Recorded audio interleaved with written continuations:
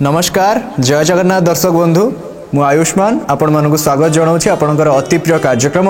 जीवन जिज्ञासा को तेबे गृहर वास्तु संबंध में मनर आउ एक जिज्ञासामूलक प्रश्नटी आसी तार अति सरल समाधान रखा निमंते आम सहित उपस्थित अच्छा आमर अति प्रिय तथा परिचित विशिष्ट ज्योतिर्विद एवं वास्तुविद पंडित चित्तरंजन महापात्र। आज्ञा नमस्कार जय जगन्नाथ। नमस्कार जय जगन्नाथ। बर्तमान तो आम देखुची सहर में गछठू अधिका इलेक्ट्रिक खुंटी समस्त घर आगे तो निश्चित भाव में मनरे गोटे प्रश्न आसाला वास्तुशास्त्र हिसाब से घर सामने इलेक्ट्रिक खुंटी रहिबाटा उचित ना अनुचित।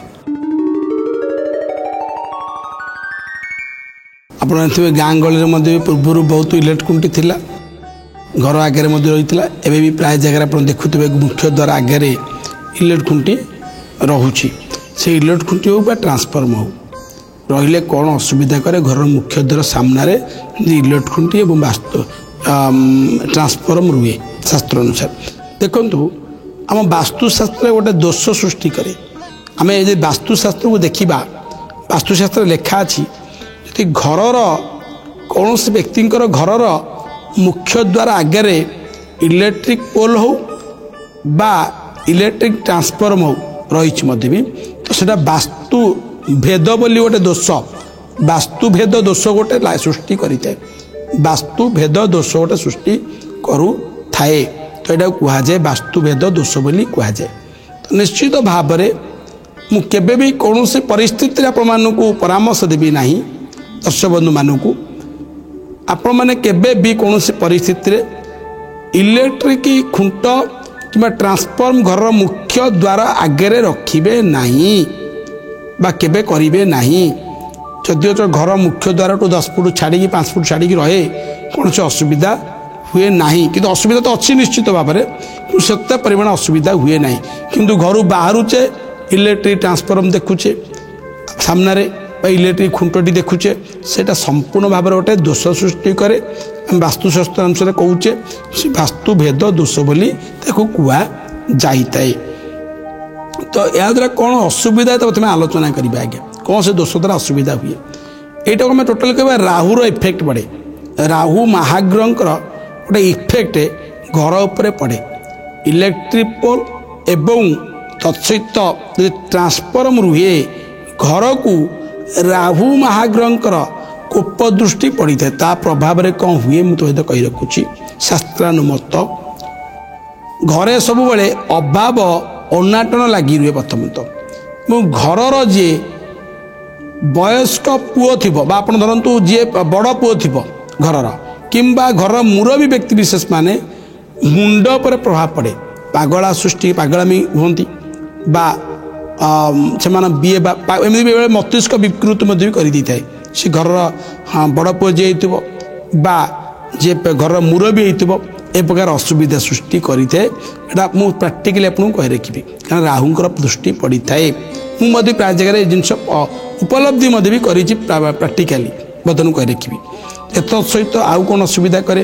घर गोटे डेभलपमेंट हुए नहीं आज्ञा उन्नति हुए नहीं अर्थात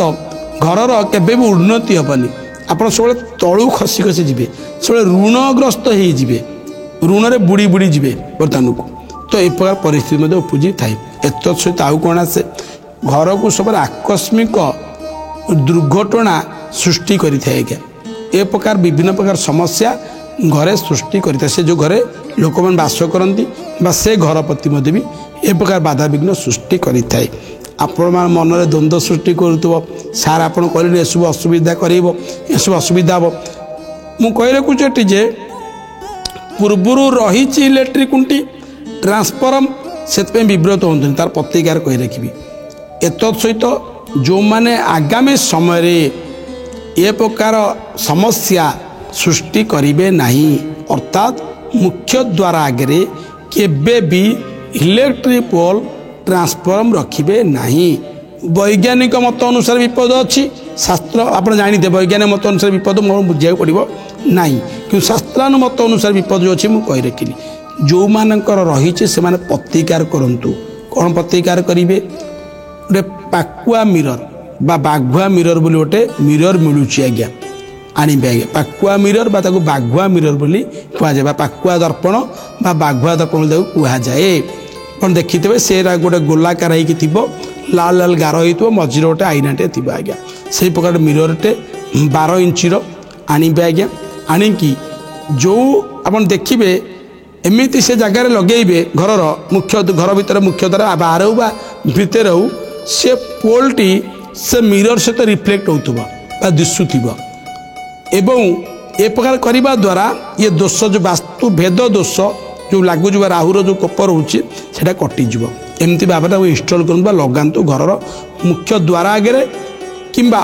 ମୁଖ୍ୟ ଦ୍ୱାର ଭିତରେ ଯେଉଁଠି ହଉ ଆପଣଙ୍କର କିନ୍ତୁ ସେ ଖୁଣ୍ଟଟା ରିଫ୍ଲେକ୍ଟ ହେଉଥିବା ଦୃଶ୍ୟମାନ ହେଉଥିବ ସେ ମିରରରେ କିନ୍ତୁ ଆଉ ଗୋଟେ ଜିନିଷ ଗୁରୁତ୍ୱ ଦେବେ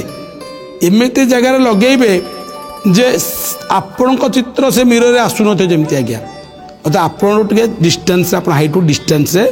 ଲଗେଇବା ପାଇଁ ଚେଷ୍ଟା କରିବେ ଯଦି ଆପଣଙ୍କ ଚିତ୍ର ସେ ମିରରରେ ଆସେ ଅଶୁଭ ସୃଷ୍ଟି କରେ ଏ ପ୍ରକାର କରିବା ଦ୍ୱାରା ଯାହାର ବି ଇଲେକ୍ଟ୍ରିକ୍ ଖୁଣ୍ଟ ବା ଟ୍ରାନ୍ସଫର୍ମ ରହିଛି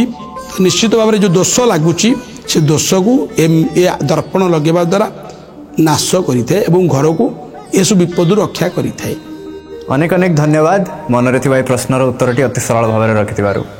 ନିଶ୍ଚିତ ଭାବରେ ଆଶା କରୁଛି ଦର୍ଶକ ବନ୍ଧୁ ଆପଣମାନେ ମଧ୍ୟ ଜାଣିପାରିଥିବେ ଯେଉଁମାନେ ନୂତନ ଭାବରେ ଗୃହ ନିର୍ମାଣ କରୁଛନ୍ତି ତ ନିଜର ପ୍ରବେଶ ଦ୍ୱାରକୁ ଦେଖି ଚାହିଁ ନିର୍ମାଣ କରନ୍ତୁ କିନ୍ତୁ ଯାହାର ପୂର୍ବରୁ ଇଲେକ୍ଟ୍ରିକ୍ ଖୁଣ୍ଟି କିମ୍ବା ଟ୍ରାନ୍ସଫର୍ମର ଅଛି ସେମାନେ ଏହି ପ୍ରତିକାରଟିକୁ ନିଶ୍ଚିତ ଭାବରେ ପାଳନ କରନ୍ତୁ ଆପଣଙ୍କୁ ଶୁଭ ଫଳ ମିଳିବ ତେବେ ଆଉ ଏକ ଜିଜ୍ଞାସାମୂଳକ ପ୍ରଶ୍ନ ଏବଂ ତାର ଅତି ସରଳ ସମାଧାନ ସହିତ ଆମର ଏହି ସ୍ୱତନ୍ତ୍ର କାର୍ଯ୍ୟକ୍ରମ ଜୀବନ ଜିଜ୍ଞାସା ନେଇ ପୁଣି ଥରେ ଫେରି ଆସିବୁ ଆଜି ପାଇଁ ତ ସମୟ ହୋଇଛି ଆମକୁ ବିଦାୟ ନେବାକୁ ପଡ଼ିବ ରହୁଛୁ ନମସ୍କାର